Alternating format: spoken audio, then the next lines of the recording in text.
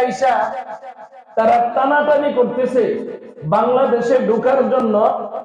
আমরা এতে মোটেও শঙ্কিত না, কারণ বাঙালি রক্ত দেওয়ার ইতিহাস বাঙালির চাইতে আর কেউ বেশি ভালো জানে না। কথা জুড়ে বলেন ঠিক কিনা? আমরা আমাদের এই দেশকে স্বাধীন করার জন্য, স্বাধীনতার সার্বভৌমত্ব রক্ষা করার জন্য ইতিপূর্বে যেভাবে রক্ত দিয়েছে, অদ্যাবধি রক্ত দেওয়া জারি আছে। ভবিষ্যতে ভারতের কোন আগ্রাসন যদি বাংলাদেশের মধ্যে যে কোনো ভাবে চালায়, আমাদের যেভাবে সহযোগিতা করতে হয়, নিজের বুকের তাজা রক্ত দিয়েও যদি সম্ভব হয়, আমরা আমাদের দেশের ভূখণ্ডকে আমরা আঁকড়ে ধরে রাখবো। কোন বেদিন বেঈমান, কোন মুশরিক, হিন্দু, ইহুদি, নাস্তিক, ইসকন নামক দুশমনদের হাতে বাংলাদেশকে আর ইজারা দেওয়া হবে না। কত জোরে বলেন ঠিক কিনা? লাতাজিদান্না আশাদ্দান নাস আদাওয়াতাল লিল্লাযীনা আমানুল ইয়াহুদা ওয়াল্লাযীনা আশরাকু। মানুষদের মধ্যে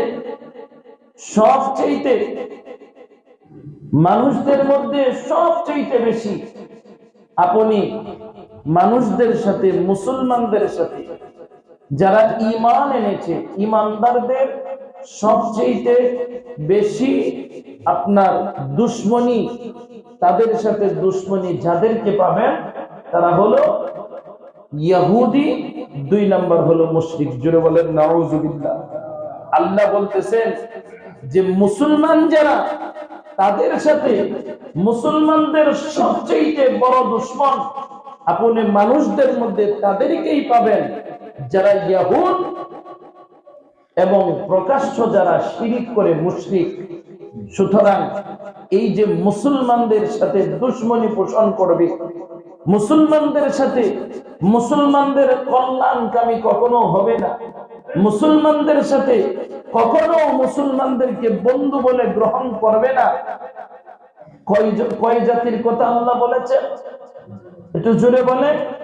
মুসলমানদের সবসময় মুসলমানদের সাথে সবচেয়ে বেশি দুশমনী পোষণ করবে, এরকম 2টা জাতির কথা সূরাতুল মায়েদার 82 নম্বর আয়াতের প্রথম অংশের মধ্যে আল্লাহ বলেছেন, লাতাজিদান্না আশাদ্দান নাস আদাওয়াতাল লিল্লাযীনা আমানু আল ইয়াহুদা ওয়াল্লাযীনা আশরাকু। যে পয়গম্বর, আপনি ঈমানদারদের সাথে মানুষদের সবচেয়ে যারা বেশি দুশমনী পোষণ করবে, তাদের একদল হলো ইহুদি, 2 নাম্বার হলো মুশরিক, যেটা বর্তমানে হিন্দু সম্প্রদায়। আজকে আপনারা হয়তোবা জেনেছেন, আপনারা হয়তোবা শুনেছেন, বাংলাদেশের অভ্যন্তরীণ অবস্থা খুবই ভয়াবহ। বাংলাদেশের অভ্যন্তরীণ অবস্থা খুবই ভয়াবহ। বাংলাদেশ বড় একটা দুর্দিন পার করতেছে। এজন্য এক দিক দিয়ে ভালোই হয়েছে, গত 2 দিন আগে দেখলাম বাংলাদেশের যত রাজনৈতিক দল আছে সবাই একত্রিত হইয়া ভারতের আগ্রাসন বিরোধী যে পদক্ষেপ তারা বাংলাদেশের মধ্যে পরিচালনা করতে চাইতেছে, তাদের মোকাবেলায় সমস্ত দল ঐক্যবদ্ধ হয়েছে। আলহামদুলিল্লাহ, এটা হিসাবে একটু ভালোই হয়েছে। বেড়াই বিয়া করছে অনেক কষ্ট করিয়া। কি করছে? বেড়া বিয়া করছে অনেক কষ্ট করিয়া। এখন জামাই বউয়ে কোনো মিল নাই। জামাই বউয়ে কি নাই? কোনো মিল নাই। বেড়া তাহে এক বড়, বেটি তাহে আরেক বড়। মানুষে সমালোচনা করে, এরপরে দুইজন 2 রুমের মধ্যে থাকলে অসুবিধা, আর মানুষে সমালোচনা করে। পরে কয়ে যা, মানুষের সমালোচনা তো বন্ধ করার লাগবো, এখন 1 রুমের মধ্যেই থাকে। কিন্তু একজন পূব দিকে ফিরে থাকে, আরেকজন পশ্চিম দিকে ফিরে থাকে। এখন বেলায় কয়ে, হারে এত কষ্ট কইরা ভবিষ্যৎ প্রজন্মের কথা চিন্তা কইরা বিয়া শাদী করলাম, এখন টাইম দেখে একদিকে, আমি যদি আরেকদিকে থাকি কেমনে কি করা যায় বা কি হবে, আমাদের এই লাইফের কি হবে, গেল হুজুরের কাছে।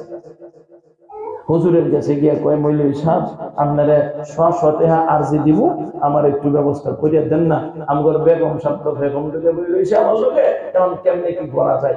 হুজুরের তাই তাবিজ যা কিছু দেওয়ার দিছে মোহাম্মতের সেই ভরা দিল, কিন্তু কোনো খাম হয় না।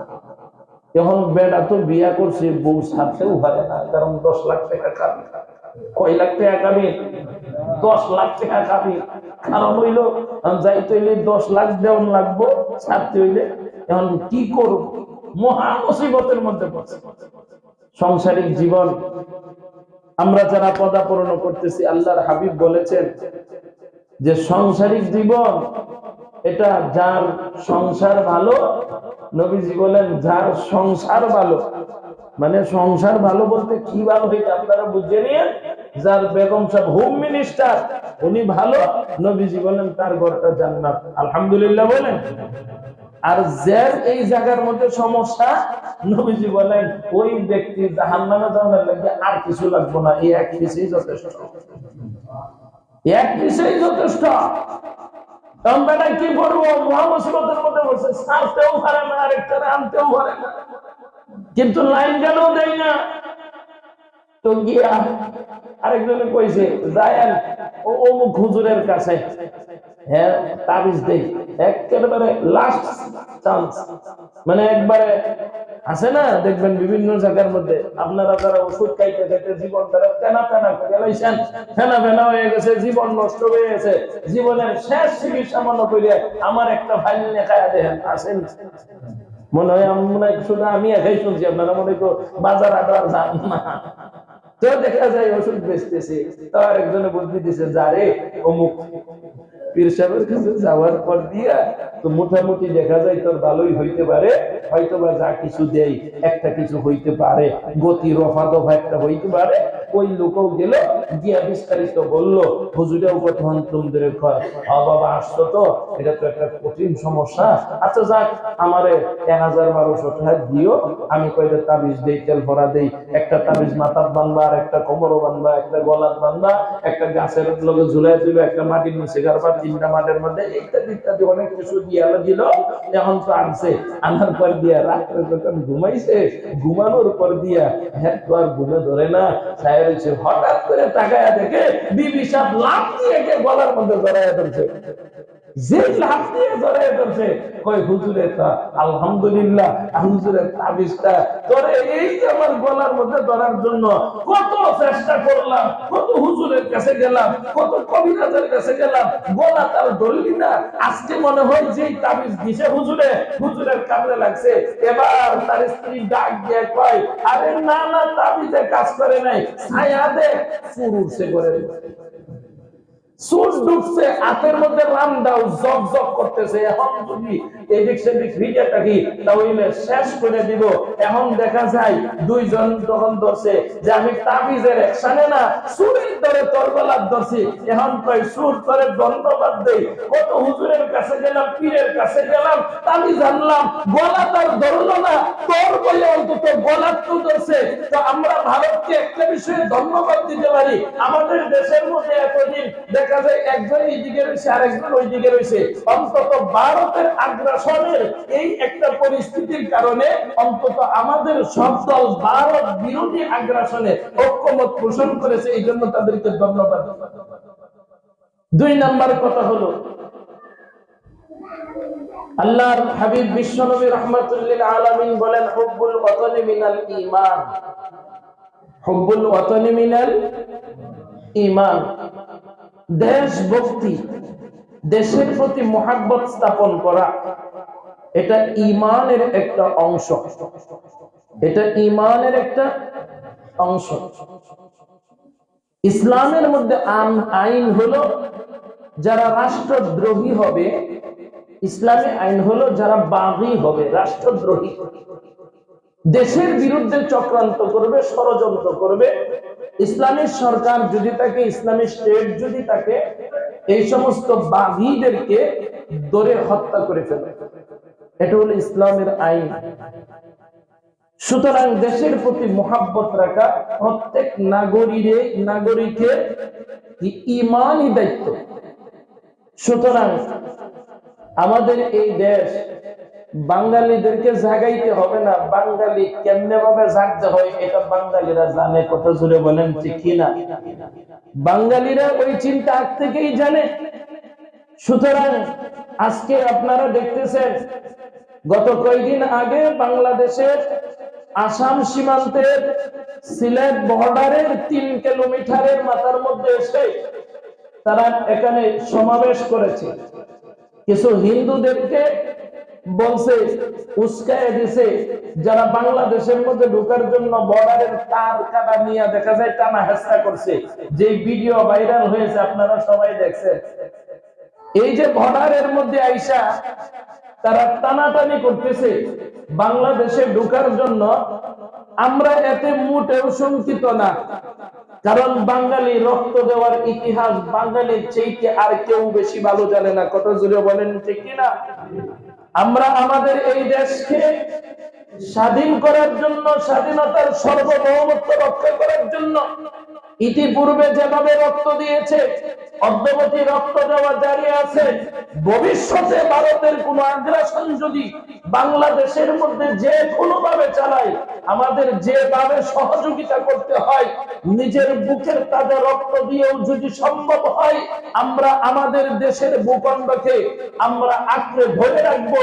কোন বেদিন বেঈমান, কোন মুশরিক হিন্দু, ইহুদি, নাস্তিক, ইসকন নামক দুশমনদের হাতে বাংলাদেশকে আর ইজারা দেওয়া হবে না। কত জোরে বলেন ঠিক কিনা? সুতরাং বাংলাদেশের মধ্যে বর্তমান ভারতের এই যে হিন্দুত্ববাদী আগ্রাসন, অভিযোগ কি? অভিযোগ হলো সংখ্যালঘু নির্যাতন। সংখ্যালঘু নির্যাতন আপনারা জানেন। আজকে আপনাদের মিছিল কেন? বিশ্বজিৎকে যে রাস্তার মধ্যে ওপেন, আপনারা দেখেন নাই? বিশ্ববিদ্যালয়ের ছাত্র বিশ্বজিৎকে রাস্তার মধ্যে ওপেনে আমাদের একদলীয় ছাত্ররা কুপিয়ে হত্যা করেছে। শিবির সন্ধ্যে এসে বলেছিল, ভাই আমি শিবির না, আমি হিন্দু। তারা যদি বিশ্বাস না করো, আমি প্যান্টের চেইন খুলে দেখাই। এরপরেও তাকে রাস্তার মধ্যে ওপেন হত্যা করেছে। ওই সময় আপনাদের হিন্দুত্ববাদী মানবাধিকার কোথায় ছিল? সংখ্যালঘু নির্যাতনের স্লোগান কোথায় ছিল? বিশ্বের মধ্যে যদি সংখ্যালঘুরা যদি নিরাপদে কোনো দেশের মধ্যে থেকে থাকে, ওয়ার্ল্ডের মধ্যে কোন দেশের মধ্যে যদি সংখ্যালঘুরা জামাই কদরে থেকে থাকে, এই দেশের নাম হলো বাংলাদেশ। কত জোরে বলেন ঠিক কিনা? বাংলাদেশের মধ্যে সাম্প্রদায়িক সম্প্রীতি যে পরিমাণে আছে, বিশ্বের কোন দেশের মধ্যে নাই। বিশ্বের কোন দেশের মধ্যে নাই।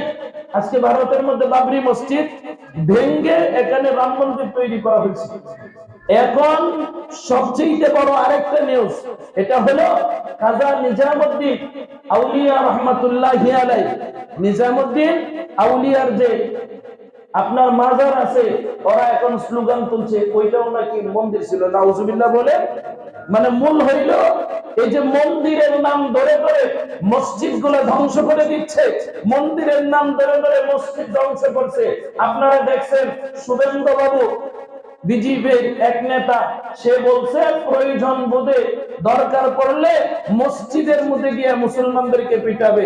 আমরা বলি একবার বাবু বাংলাদেশের মধ্যে আয়া দেখেন, একবার বাংলাদেশের মধ্যে আয়া দেখেন, সম্ভব হলে বাংলাদেশের মধ্যে আসেন। বাংলাদেশের পাবলিক দুটি কোলে ডাইভেন্ট বিন্দায় আসবে। কথা জুড়ে বলেন ঠিক কিনা? তো আমরা সাম্প্রদায়িক সম্প্রীতি বাংলাদেশের মধ্যে আছে। আজকে যারা সাম্প্রদায়িক সম্প্রীতির নামে বাংলাদেশের মধ্যে অস্থিরতা তৈরি করতে চাইতেছে, বাংলাদেশ প্রশাসন অ্যাক্টিভ আছে। তাদের সমুচিত জবাব দেওয়ার জন্য আমাদের নাগরিক হিসেবে আমাদের কর্তব্য হলো, আমরা কখনো যেই আমাদের কানের মধ্যে যেই দিক থেকেই কথা আসে, আমাদের প্রতিবেশী যেই সমস্ত সংখ্যালঘু ভাই আছে তাদের সাথে আমাদের সুসম্পর্ক রাখা, এবং তাদের মাধ্যমে কেউ যদি বাংলাদেশের মধ্যে এরকম কোন ধরনের ভারতের কোন মিশন বাস্তবায়ন করার জন্য প্রস্তুত থাকে বা কর্মকাণ্ডে লিপ্ত থাকে, তার ব্যাপারে প্রশাসনের কাছে তার ব্যাপারে অভিযোগ দেওয়া এবং দেশের জন্য দোয়া করা। আল্লাহ তাআলা বলেছেন যে এরা তোমাদের বন্ধু না। যেই কথাটা আমরা সারা জীবন বলে আসছি, উলামায়ে কেরাম সারা জীবন বলে আসছে যে হিন্দুরা কোনোদিন আমাদের বন্ধু হইতে পারে না। ওরা বন্ধুত্বের বেশে এসে আমাদেরকে প্রভু, আমাদেরকে গোলাম বানানোর জন্য পাইতারা করে। আল্লাহ তাআলা তাদের হাতকে উঠিয়ে দেন, আমাদের এই দেশকে হেফাজত করেন। আল্লাহ তাআলা বলেন, ওয়ালা তাজিদান্না আশাদ্দান নাসি আদাওয়াতাল লিল্লাযিনা আমানুল ইয়াহুদা ওয়াল্লাযিনা আশরাকু। হে নবী, মুসলমানদের সাথে সবচেয়ে বেশি যারা দুশমনী করবে তারা হলো ইহুদি, যেটা ইসরাইল, যেটা ফিলিস্তিনের সাথে করতেছে। 2 নাম্বার হলো আল্লাযিনা আশরাকু, 2 নাম্বার হলো যারা মুশরিক হিন্দু, যেটা বাংলাদেশের সাথে হইতেছে। ভারতের মধ্যে সংখ্যালঘুরা নির্যাতিত, গরুর গোশত খাওয়ার কারণে জিহ্বা কেটে দিয়েছে, ঈদের নামাজ পড়তে দেয় নাই, জুমার নামাজ পড়তে দেয় নাই, মুসলমানদেরকে জোর করে পিটাইয়া জয় শ্রীরাম স্লোগান দেওয়ানো হচ্ছে। অথচ এটা সংখ্যালঘু নির্যাতন নয়। বাংলাদেশের মধ্যে তাদের ইসকনের মাধ্যমে দেখা যায় সংখ্যালঘুদের মধ্যে ডিভাইড তৈরি করে এক ভুলভাল বুঝিয়ে দেখা যায়। আপনারা কি মনে করেন শেখ হাসিনা A111 এর সময় বাংলাদেশের কয়েকবারের প্রধানমন্ত্রী শেখ হাসিনা রেখে ধরে নাই? ধরছিল নি, কিন্তু আদালতের মধ্যে তুলছে। আওয়ামী লীগ এত বড় সংগঠন হওয়া সত্ত্বেও এই দুঃসাহস করে নাই যে আদালতের হাই কমান্ড মেনে তার গাড়ি আটকে দেওয়া।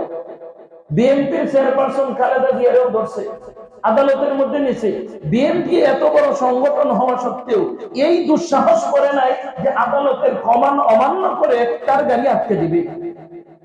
আপনারা দেখছেন ইসকন, সে কি বাংলাদেশের কোন রাজনৈতিক দল? ইসকন বাংলাদেশের কি কোনো মন্ত্রী এমপি তার কোনো নিজস্ব দল? না, এটা ভারতের একটা দল, ভারতের একটা সংগঠন। তাকে দয়া কইরা বাংলাদেশের মধ্যে দিছে কাজ করার জন্য।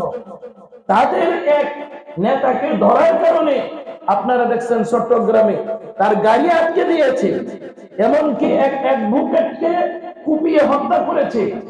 এত বড় দুঃসাহস তারা কার ইশারায় এত বড় দুঃসাহস প্রদর্শন করতে পারবে? সবচেয়ে বড় হইল আজকে বাংলাদেশের মধ্যে আপনারা দেখছেন, বাংলাদেশের যে 30 লক্ষ মানুষ যেই লাল সবুজের পতাকার জন্য নিজের তাজা রক্ত জমিনের মধ্যে বিলাইয়া দিচ্ছে, সেই পতাকাকে তারা তাদের দলীয় পতাকা, গেরুয়া পতাকার নিচে জাতীয় পতাকার উপরে তাদের পতাকাটা নিয়েছে। এর চাইতে বড় দুঃসাহস আর কি হইতে পারে? এটা অবশ্যই এটা এই দেশের কোন চক্রান্ত না, এটা আরেক হাওয়ায় এটা করতেছে। আশা করি আমরা যদি অ্যাকটিভ থাকি তাহলে তাদের কোন শক্তি বাংলাদেশ যে মন চাই সে শাসন করবে, কিন্তু তাই বলে এই দেশটাকে কোন দেশের অঙ্গরাজ্য বানানোর ষড়যন্ত্র তাদের কোনোদিন কাজে আসবে না। আল্লাহ আমাদের